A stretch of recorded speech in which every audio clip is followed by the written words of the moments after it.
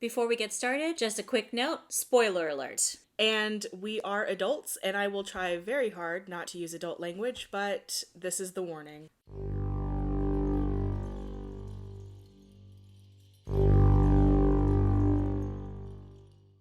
I needed that wine so bad. I get it.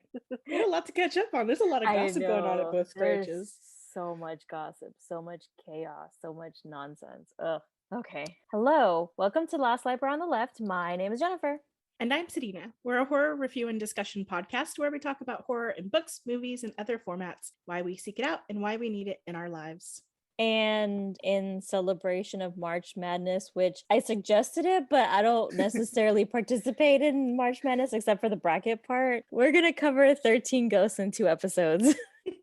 So the first episode, which is this episode, we're going to talk about the movie 13 Ghosts. And then our next episode in March is going to be a fun March Madness type of thing. Jennifer will have to hold my hand through the entire time because I understand brackets on an intellectual level. Yeah, she'll have to help me play. It's going to be fun. Just because I think we both talked about that for 13 Ghosts, if we talked about 13 Ghosts, we had to actually discuss the specific ghosts. Mm-hmm. And there is a meme that travels around every now and again, and it says that I need a Netflix series based on each ghost from 13 Ghosts. And I'm like, yes, please give us. Cool. Can we have it, please? But also we have to figure out how to get Taylor involved because our mutual friend Taylor was obsessed with 13 Ghosts and researched all of them. We'll have to hit her up to get her opinion. Yeah, I need someone to explain to me that why was the jackal considered the most dangerous one, but he wasn't the last one. Right? I don't get it. Yeah, and whatever. We should really save that for the other next episode. week. Yeah. When they brought that up in the movie, I was like, wait, what? Yeah, I don't know. I don't know what it is about the jackal because I was like, it seemed like the juggernaut was anyways, yeah. We're going all the way into the next episode. I don't know. I've had some wine, so here we go. So yeah, we're talking about 13 Ghosts. It premiered in October 2001. It was directed by Steve Beck and was written by Rob White, Neil Marshall Stevens, and Richard Dovidio. It stars Tony Shalhoub, Shannon Elizabeth, Embeth Davids, Matthew Lillard, Alec Roberts, J.R. Bourne, Rod Digga, F. Murray Abraham, and Matthew Harrison. And the premise of 13 Ghosts is when Cyrus, a very rich collector of unique things, dies, he leaves his house and fortune to his nephew and family. While they're inside, they find they are not alone. You want to hear a fun fact about the cast real quick? Yes. So when I was just reading about this, apparently it is the first time on screen that 3 Arab American leads were all together. Tony Shalhoub, Shannon Elizabeth, who I did not realize was Arab American, and what was the name of, I think, Cyrus? F. Murray Abraham. Oh, yes. Yeah. And I was like, okay. That's really cool. Yeah. I told you off air, when I saw Tony Shalhoub, I was like, it's Monk. See, and I thought it's what is his name? He's Mrs. Maisel's dad. Oh, because I've been watching The Marvelous Mrs. Maisel with my friend Sarah. Oh my god, he's so good. He's so funny. He's also the guy from Men in Black who gets his face shot off and he grows a new head. Tony Shalhoub, we love you. Yes. But I did not realize that he was in 13 Ghosts, at all. So, okay, I didn't watch this last Halloween because we had already talked about that we would eventually cover it for the podcast. And so I was like, this is one of my Halloween watches. So the last time I watched it was maybe a couple years ago. And I was like, why did I forget that he was in it? But I think it's because I'm so focused on Matthew Lillard because I love Matthew Lillard from that time and space. As far as movies go, I loved all of the movies he made around this time because he was pretty big around that time. Who did Matthew Lillard play? He was Dennis, the guy who, I thought it was probably Dennis. I love him. And he was in Scream, and God, I love him in Scream so much. Love him in Scream. And he also played Shaggy in the Scooby-Doo live action. Right. Yeah. That's right. So I just love him. I did really like him. I liked his character, although when they were doing the opening scenes, well, at least not the very first ones, but the ones with Tony Shalhoub's family and the fire and the narration over that, I was looking at all the names and I saw Shannon Elizabeth and I was like, oh, she was Jack Frost. We just watched that. And then J.R. Bourne came up and I was like, wait, excuse me, J.R. Bourne? Pause the movie and I was like, I know that name. That and he is on Teen Wolf. And so I like looked up and I was like, oh, he's the Silver Fox. He's Mr. Argent. so good looking now. Now he kind of looked like a douchebag when he was younger. Yeah. Granted, he played a douchebag in this, but J.R. Bourne is fine. Like, Yeah. I was very happy to see him. Oh my God. I equate him to Dylan McDermott. I was never in the whole Dylan McDermott when he was younger, but when he came out on American Horror Story, I was like, oh my God, who is that man? Like, he is good. Yeah, I gotta say, not much of a splash as far as in his youth, but these days he get it. Right? Like, yes, please. Was very heartbroken to find out that Dylan O'Brien will not be in the Teen Wolf movie, but maybe JR will be and Ian Bohen. Yeah. Maybe that'll be enough. I didn't know there was a Teen Wolf movie coming, and so that is very upsetting, but okay. I just found out my Google homepage was like, you care about this. And I was like, you're right. Click. Oh man. God, Nadine would laugh at me so bad. Anyway, I want to say real quick that the opening scenes made me think of Jurassic Park, where like they're trying to like wrestle the raptor back into the thing. And so like there's all these like big trucks and people in uniforms and shouting and walkie-talkies and all these things. And clearly a big movement. They're trying to capture something. And I was like, huh, this feels very Jurassic Park. I completely forgot about that whole. I was like, where have I been? I don't know if because sometimes when I do the Halloween watches, I don't watch the whole movie. I like started from where I really like it. And so I'm like, did I just start it from when they're in the house? I don't remember this at all. And I was like, okay, whatever. And so I was just like, what am I watching? I thought I had the wrong movie for a minute. And I was like, no, he's supposed to be in it. He's supposed to be in it. So I don't know. Okay. And then because they mentioned in the opening scene with the cars and at the tow truck place, junkyard place, whatever, that they didn't have 13 ghosts. Matthew Lillard was like, oh, this is the 12th. And I was like, how did I forget that? I love this movie, but how did I forget some of the like main things? Like they didn't have the 13th ghost, and I was like, Jesus, I don't know. I don't know if I just forget stuff or I don't know. But then I wrote, I absolutely adore Matthew Lillard. So obviously I forgot about that immediately. I gotta say something about Matthew Lillard's character, Dennis. So, okay, if you know, you know, but Pluto is currently sitting in a couple of our houses and affecting some of us that have like, especially Capricorns that already are kind of prone to having, and you guys can laugh, whatever, more intuitive issues. Yeah. And I've been particularly sensitive recently to the point where out of the 5 other people in the office, I've already been in the heads of 2 of them. And David reacted not poorly, but he was like, I don't understand how you just did that. I was like, so, okay, long story short, we're at our desk. David's right next to me, and he was writing up his next script for his puppet show, and he was trying to remember something, but I was trying to focus and do some editing, and I could hear him through my headphones, and he just kept going, Sean, no, it's not Sean. Sean, it's not Sean. And I was like, I need him to shut up. So I just took a look, just a peek, and he was thinking about Dan Crenshaw. So I looked at him and I went, Dan Crenshaw, and he stopped and he looked at me and he went, what? And I was like, you're thinking of Dan Crenshaw. That's who you need. And he was like, how did you know? And I was like, I took a look, and you were looking at his face and like the eye patch and everything. And he was like, yeah, but how did you know? And I was like, I need you to be quiet. So I gave the answer you needed, be quiet. And he was like, what? And he just kind of like went back to his thing. And I was like, okay, cool. So that I think freaked him out a little, but it did kind of upset Amanda when I got in her head. Yeah. We were talking about some stuff and she was like getting excited and she got really hyped about something. And she was like, oh, I could do. And I looked at her and I went, Cemetery Boys. And she went, yes. What? And I was like, yeah, you just pulled up the cover in your head. And she was like, yeah. And I was like, yeah. And you were looking at the lady at the back, and she went, yes. And she was like, how do you know? And I was like, well, you just got really excited. I just looked. And she was like, don't do that. And I was like, I'm sorry. You kind of broadcasted it really loud. I couldn't help it. But I think it upset her a little. She was like, I don't want you in my head. I was like, well, I didn't mean to be. Right. I'm sorry.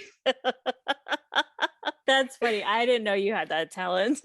It's not normally something I have. It's something that normally it's something that I can only do with my sisters or family, someone that I'm really close to. Yeah. But Currently, apparently, Pluto is in like really strong and affecting houses like Capricorn that tend to have strong sensitivities. Yeah. And my intuitions are like just really through the roof right now. And Yeah. sometimes I can't control them. And so I Yeah. didn't mean to dip into her head. She was broadcasting. I did mean to dip into David's because I needed him to shut up. Yeah. Oh my gosh, that's so funny. But normally those things just happen with me and my sisters. Like we'll have Right. conversations without anybody else hearing and we won't notice. That's funny. Yeah. So I had a lot of empathy for Dennis's character. I Yeah. was like, ugh, those headaches. I've had to take handfuls of my emergency medication from my Mhm. neurologist during this time too. Yeah. Because the headaches get so severe that I can't see straight. I can't walk. It feels like there's a heartbeat in my head that hurts so bad. And so that him taking the pills and like getting them knocked out of his hand, and I was like, my heart broke. I get it. Poor guy. Oh my God. Oh, that poor guy. I felt bad for him. Oh, Yep. I love Matthew Lillard. Oh, I just Mhm. stand him so much. I loved the credit sequence, the opening credit sequence, and how effectively they told that backstory in under Mhm. 5 minutes. I am a sucker for a good opening sequence that gives me story that I don't necessarily need throughout the movie. One of my favorite recent opening credits is, if anyone's watched the Fear Street trilogy on Netflix. I haven't watched it yet. If you're a lover of Fear Street, it's definitely a good nostalgia watch. It was actually really well done. I hope they continue. But the opening sequence gives you so much of Shady Side and Sunny Side and the goods and stuff. So it was really so well done because you got all this history in like 30 seconds. And I really love when movies and shows do that. Just so good. So good. I really appreciate it. And then I was very, very sad because I paid attention to what happened. I was like, no. But yeah, the next note that I have is when they're all at the breakfast table and Bobby is reporting the news and he's reporting like the bad news. And I was like, why is he only reporting bad news? And then my mind went to Bowling for Columbine. And I don't know if anyone else watched it, but like I loved it. And remember the segment he does on news in America versus news in other countries and how the news in America is only the bad stuff, never a lot of the good stuff. And I'm just like, oh my God. Yeah, the good stuff is mocked. Isn't it called like feel good segments or like they Yeah. mock those things and I think they do Yeah. them. I'm just like, I love those. Those are my favorite kinds Hmm. of stories. So I was just like, wow, this took a really weird turn. I am glad you brought that up because I thought it was adorable. I was like, wow, this poor kid is handling death in a very strange way, but like at least he's processing it. So here's my next note. It said LOL at Maggie correcting because Bobby mispronounced decapitated and Maggie, the nanny, corrected him and said it correctly. And I was like, ... Sedina, that's you. Because you would totally do that. Whereas I'd be like, what are you talking about? Where did you learn that? Yeah, no, it was about early literacy. Come on, man. I really liked her. Maggie's character is the star of it, as far as I'm concerned. The diamond in the rough. Yeah, and the minute she came on screen, I was like, I don't know enough about her. They better not kill her. And around that time, that's what they did. They brought the token black person on and they killed him off first. So I was just like, God, please don't kill her. Then I wrote, because the lawyer comes in and preps to read the will, and the topic of the late uncle comes up. And Bobby's like, what's a late uncle? And then Shannon Elizabeth's character's like, well, he's late for his birthday. And I was like, that's really funny. I know. I was like, how have I not heard that more in my life? That is gold. Right? I was like, that is so funny. I absolutely love it. Like, he's late for his birthday. Like, oh my gosh. Like, is that what that really means? Right. And as someone who's always trying to find ways to talk about hard topics with kids when they ask about my tattoo without talking about death with them in front of their parents, like that's, I like it. I appreciate it. I loved it. But then Bobby yelled like, he's dead. I was like, oh my God, that's my kid. Also, J.R. Bourne's face when he did that, he looked at him like, the fuck is wrong with this child? It's the thing with kids. I don't think they take death seriously at that point, right? Okay, we're in the car and she has her own separate playlist. And so I've had to have the hard conversation with her about some of the artists, like Shake It Off. No. Yeah, well, that's another story. But we've had conversations about Michael Jackson because she's like, I want to see him in concert. I'm like, well, he's dead. And so now her running theme is like, oh, is this person dead? And I'm like, no. And I was like, what is it with kids and death? I think it's such an abstract concept and they feel so immortal too, you know? Yeah, it's really, really just...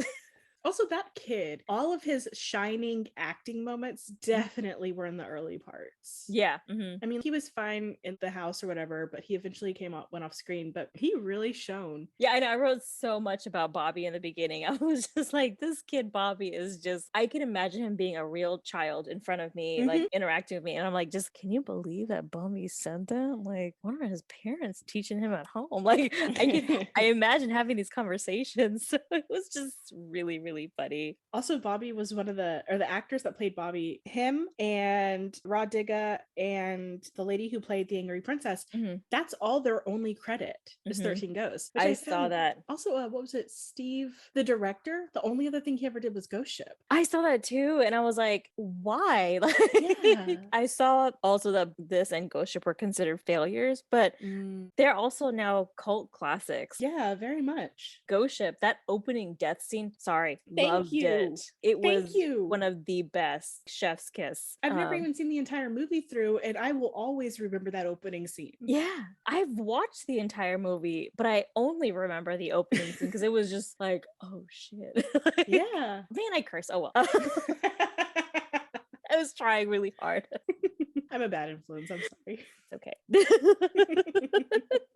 I do want to say a quick call back to the junkyard scene. Yes. I think it was Dennis. He was yelling at him about, they were like frightened by the ghost they were trying to capture. And he puts his hand on the ground to figure out where the ghost is. And he's like, I thought you said that he had only killed 9 people. There's 40 bodies here. And Cyrus goes, 9 when he was alive, 40 now. And I was like, Frighteners? It's Michael J. Fox? Is that what we're doing? Is this whole movie callbacks? Right. Maybe it is. Yes, because there is a death scene in this movie that is very much the horse scene in the cell. Yes, look at that. Yes, it is. It is. Oh my God, you blew my mind. Oh my God. Oh my God. Wow. Yep. Wow. Just wow. I have to process that. That's amazing. Oh God. Oh, I love the cell. Oh my gosh. That's another story. Man. Yes. We'll have to do the cell and Silence of the Lambs one day together. Yes. And then Red Dragon. I absolutely love Red Dragon. Oh my God. Ray Fiennes, just can't say enough about him. Anyway. Dude, you really blew my mind. Like, I'm telling you, there were so many callbacks. Like this. Yes. And movies that it influenced, because I was like, well, never mind. I don't want to get too far in. So the lawyer tells them like, oh, blah, blah, blah, blah, blah. You get this house. Cyrus died. You get this house. And they give him this weird key. And I was like, I don't want anything to do with that key. Like, yeah, it looks like a floppy disk. I'd be like, I'm not going to move into a house I need a floppy disk to get into. Yeah, I was like, no, I don't want that key. And then he's like, oh, he's taking them to the house. There's no neighbors for miles. I was like, no. Red flag. You can't go. You can't go. And they're going. And I'm like, y'all, come on. Like, we've watched all the horror movies that led up to this. You don't go to that house. And then even if you hadn't watched all those movies, the most concerning part to me, and I don't know if this is just because I've done it to my own homes in the past, I definitely did it to my mom's house, but when you have a house with inscriptions on every visible surface, you don't go in that house. And it looked like it was set up with either sacred or infernal geometry. Yeah, I was just like, no. And then Bobby's like, it looks like a fun house. And I was like, no, is that what you're thinking? And I read on IMDb, because I like to look at the trivia, that part of it translates to the Lord's Prayer. And I was like, I don't know what that is, but okay. I think it's a Catholic thing. Okay. I mean, that makes sense. Because it was in Latin, right? Yeah. Yeah. And they're the ones that use Latin. Speaking of Latin, whenever you have such a face of disgust, by the way. I talk about this with a lot of people. I'm like, anytime any movie has some sort of Latin chanting, if I can do it, I mute the TV. Are you afraid it's going to spark something? Yes. Me too. So I'm just like, mute. For all I know, they could be just saying gibberish, but they could be saying the Cat in the Hat. Right. And they probably are, but I'm not taking any chances. So mute it is. So glad you said that, because I do that sometimes too, especially when a movie's already freaking me out. Yeah. I'll like absolutely mute it. Look, y'all, I already had something. Okay. I'll tell you about it when we're off air, but some stuff happened at the branch and I am not okay. I can't with the Latin. I've watched enough horror movies. I know what happens when you chant in Latin. So I just, better safe than sorry, mute it is. I also will look away from a screen when I think that it's going to have some type of subliminal messages in the horror like screens, like The Ring or the Yeah. opening to American Horror Story. I would Yeah. not watch the opening because I was afraid that some of the images and like, okay, anyway. Yeah.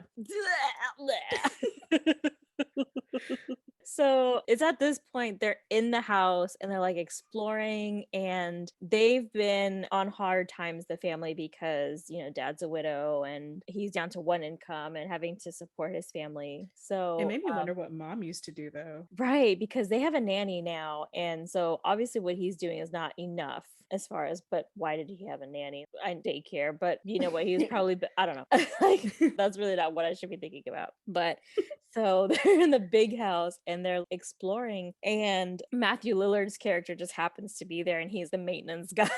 He's like, I just got to get something downstairs in the basement or something, whatever. And I'm just like, okay, they should know who you are. Like, you worked with Cyrus. Like, how does the lawyer not know who he is? That's the thing that gets me. How does the lawyer not know? Because the lawyer is very clearly in on a lot of this. Yeah. And he doesn't know the assistant? No. Like, for real though? Like, how? I don't get it. I don't get it at all. As they're doing this, like, this lady is packing a bag who you kind of saw her a bit in the opening scene, and you're just like, what is she doing? And she's packing spell books and explosives, and I'm like, oh god, no. Who is she? Is she there for good or is she there for evil? We shall see. But I didn't like what she was packing in her bag. And then I'm trying to think of how they get to the ghosts. So the scene is, because I wrote this down because I was like, wow, Cyrus was kind of initially I'd already had this note like way up in my notes that it was like Cyrus is clearly full of shit. After this is where my next part came in, I wrote it in the margins, because when the lawyer succeeds in getting Arthur and his family into this house, he goes to pick up his payment, which is down in the basement, right, where the machine is. And when he picks it up, it had been set on top of these pedals. And when he picked up the briefcase, the pedals set. Yeah. They reset and it set off the entire mechanism. And I was like, Cyrus legit set this man up not only to set off the trap, but to also get trapped with them.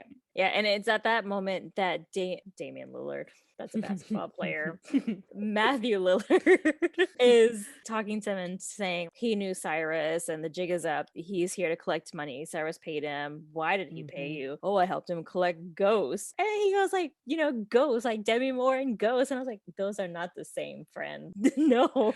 I like all the different words he came up with. First, he called them the disembodied spiritual something. I was like, what? How? You could just say ghosts. Like, this man clearly doesn't understand what you're saying. Yeah. And then he's like, ghosts, like Demi Moore and ghosts. I was like, no, what you're talking about and what Demi Moore played in Ghosts are just not the same. They know. And so I was like, no. And then I went straight into, I can't remember if they kill Maggie. If they do, I'm going to be very upset. And then I was like, but she's obviously the comic relief, so she has to be in for as long as she can. Then I was like, oh, she's the fool. Because, I oh always... my God. Right? I totally forgot that you do that. And you're right. No, you're right. She's absolutely. Yeah. Wow. And then I got really upset because I was like, oh, she's definitely going to die now because she's the fool. And the fool is one that usually dies. I was wrong. But yeah, I was like, the fool. Wow. So yeah. Wait, does that mean the lawyer's the jock, the athlete? That's what I was thinking. I was like, he has to be the athlete. Right? Mm-hmm. And the virgin is the widow. Oh. Mm-hmm. Mm-hmm. So the intellect is Shalhoub. No, because he doesn't die. he's the virgin. Would that make Cyrus the intellect? Oh, yes. The scholar? The scholar. Yes. And the girl that was Kalina, the whore. Oh my God, you're right. Whoa. Man, I'm so good with that type. Oh gosh. Oh my God. I don't know why. Yeah. And I just stopped at the fool because I think I just like spooked myself at that point. I was like, I need to stop. But yes.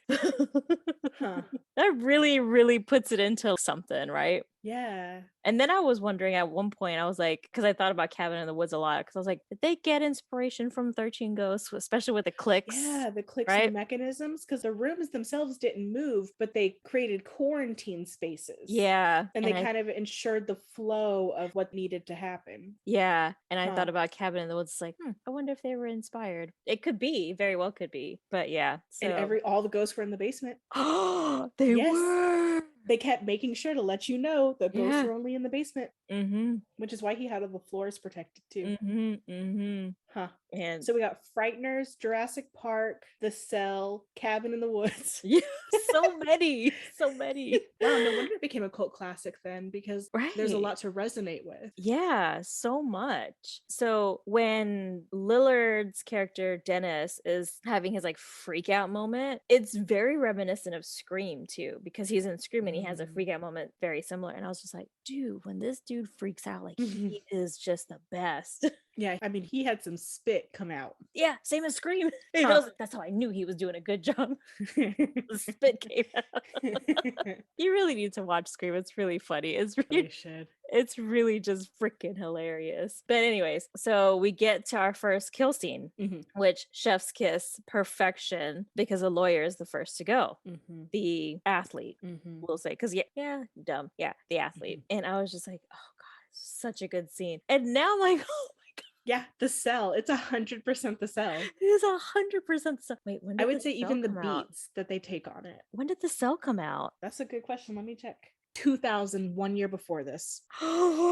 Okay, now the trivia that I was going to name at the end was that they were doing reshoots during 9/11. So That's right. what if that was one of the reshoots? So they could have easily gotten inspired by The Cell very easily. Yeah. Huh. I gotta watch The Cell. That's a good movie. It's such a good movie. Vincent D'Onofrio is one of the best. I absolutely love Yes. him. Yes. But I feel like yeah. the pacing in that movie, because there's a Yeah. lot of silence. There's a lot of like Yeah. dead space, Mm-hmm. even cinematography wise, like visually. And it's Mhm. just overall a very good movie. It is so good. I'm gonna rewatch it and be like, this movie is shit.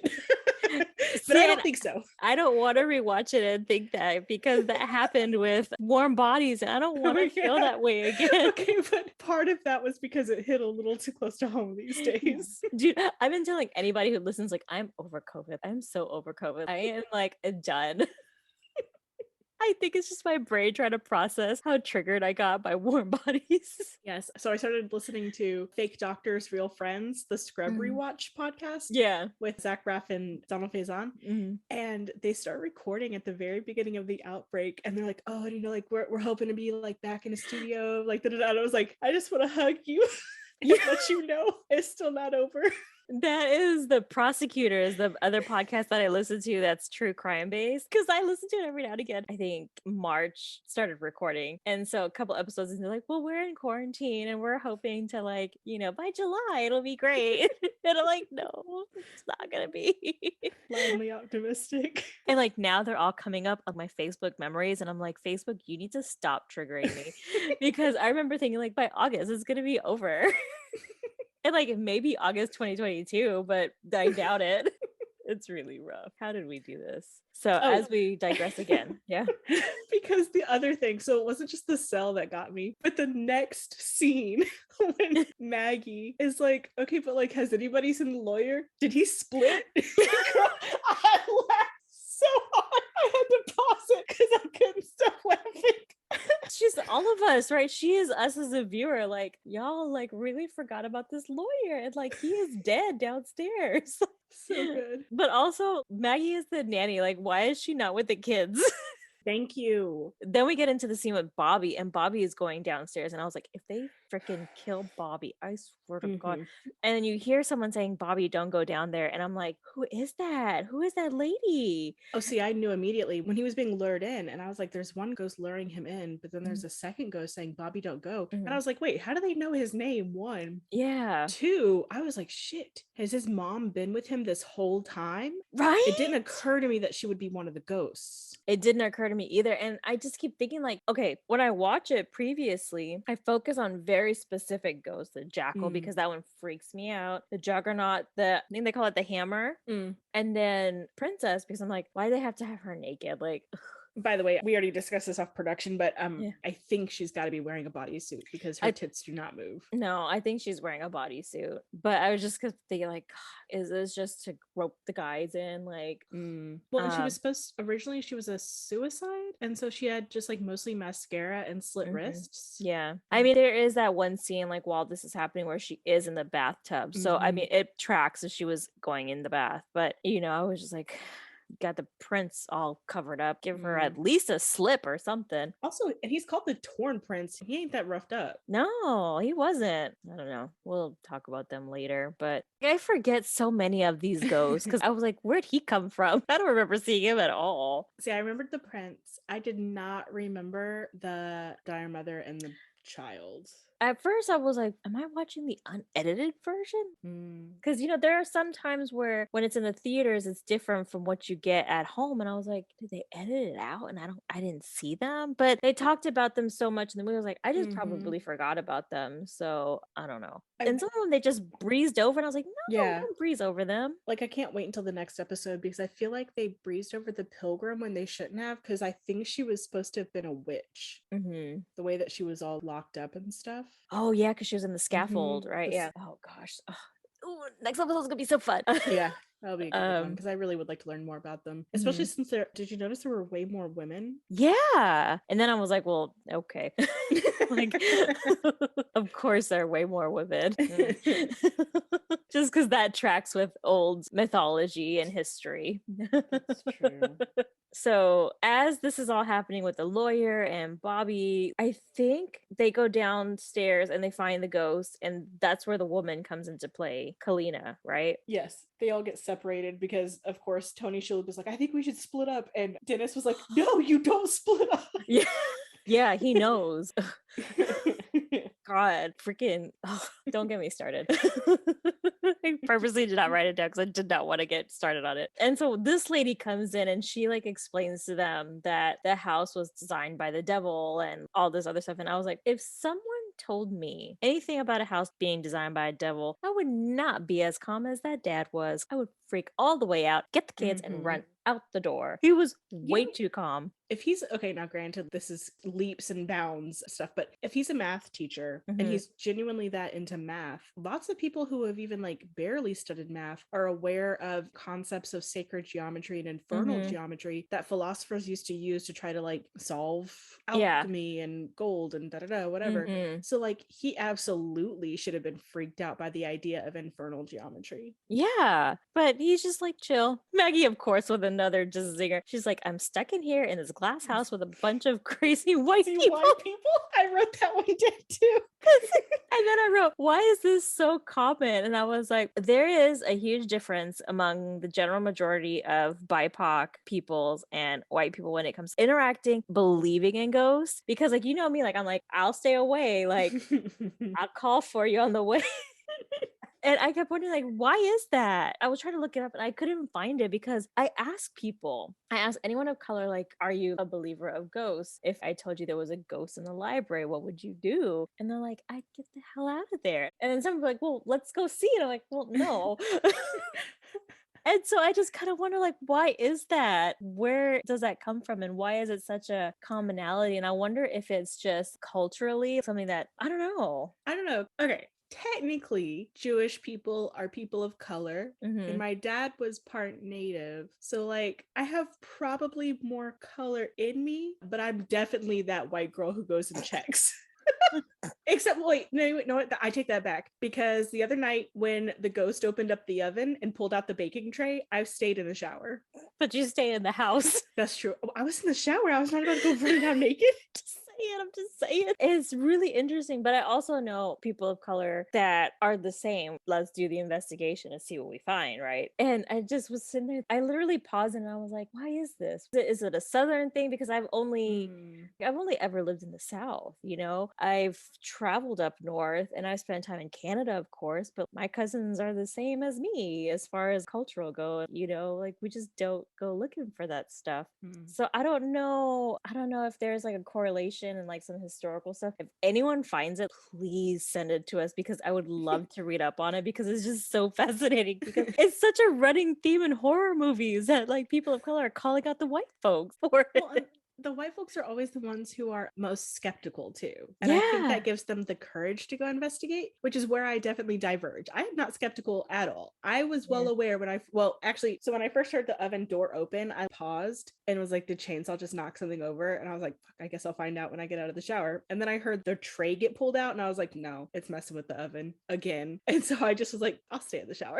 Like I finished and then got out and then like went and closed the oven. But so I'm not skeptical. Yeah, I don't know. I also read that there was, oh gosh, I wish I took down the website, and it was just like a generic study, and it had to have been like Baylor or something, just like professor just in a social area was saying that 60 to 70% of white men are generally very skeptical about ghosts in general. They just don't believe. And I was like, Hmm. why? You're not answering the why part of it, because I wonder if that's got to do with the fact that they have the most unearned confidence in the world. And so the idea that something could be out of their perception is just narcissists can't handle that. maybe. I literally was like, I spent like a good hour. And that's why I didn't finish this movie until today, because I was like, why? Maggie, you brought up such a big topic for me. I gotta figure it out. And I couldn't figure it out. Just a general Google search didn't do it. So I gotta do some more in-depth research. Not now, but later on. Because it I'll was tell just like, you a story about what happened at the branch the week yes, before. please. When we're off air, because like it's gonna freak you out. And it took me like a while to put it together. I was talking to Nadine about it, and as I was talking to Nadine about it, she would like pause and go, Sadina, like, how do you not? I was like, oh shit, you're right. Okay. Good, because I'm watching Saved by the Bell right now. So the minute we stop recording, I'm gonna go back to watching Saved by the Bell. So great, tell me the spooky story. And I've had enough wine in me that I'm chill. I'm like real even keel right now. Speaking of crazy white people, because it turns out Kalina is not a good person. And I'll Yeah. tell you what gave it away. What gave it away for me was that she dumps out her purse and she's like, oh, I am set. I have enough explosives to send us back to the 15th century. And I looked at it and I was like, you have 3 sticks of dynamite and 2 C4 blocks. I was like, that is not a lot. Girl, it seemed like you packed more than that, but that's not what you came with. Like, Unless she had already laid it out around the building. no. Because I mean, that building did blow up quite a bit. Oh yeah, it did. But I mean, But that she was was a a bad huge guy. device. Yeah. And she was a bad guy. She wouldn't have actually tried to be blowing it up because they need that No. machine. Mm-mm. But yeah, when she dumped her purse and she was like, I da da da da da, and I was like, that is not a lot of C4. Let me tell you. Yeah, I kept thinking like, girl, shut up. The regular standard sized blocks of C4 either. Like No. they're normally like the size of this box. Yeah. They were much smaller than that. Yeah, this was Looney Tunes. Like she shopped at the Looney Tunes Acme store. Yes. Yes. Because no, I was like, that's a prop for real. Speaking of Kalina and being a villain, Cyrus is back and we realize he never died. He faked his death. And he says a quote and it says, greatness requires sacrifice. I was like, this sounds exactly like something a villain would say. Yeah. I think he said something like, the world needs people who will do anything for greatness. And I was like, no, that is exactly how we got in the predicament we're in right now. Yeah. A bunch of fool ass people listened to you in 2001. Yeah. Yeah. And someone was like, you're right. It's the start of my villain arc. Yeah, like for real. Like, I was just like, that was disgusting. He really played a good villain role though, like, because I really freaking hated him. Yes. Except that you skipped over a super important part because Yes. I need to understand why Tony Shalhoub's character and Lilith's character were like, oh, we got a safe, foolproof way to travel through the corridors. We're going to carry this massive sheet of shatterproof glass with inscriptions on it between Dude, us. And I yes. was like, no, that is so impractical. Y'all cannot be Why? carrying that whole time. No, I was wondering that too. I was like, okay, here's what I do when it comes to horror movies, because that's the thing that I watch. No, you know what? Not just horror movies. I do it for a lot of movies because I like a lot of bad movies too. My brain is trained to forget the stupid parts.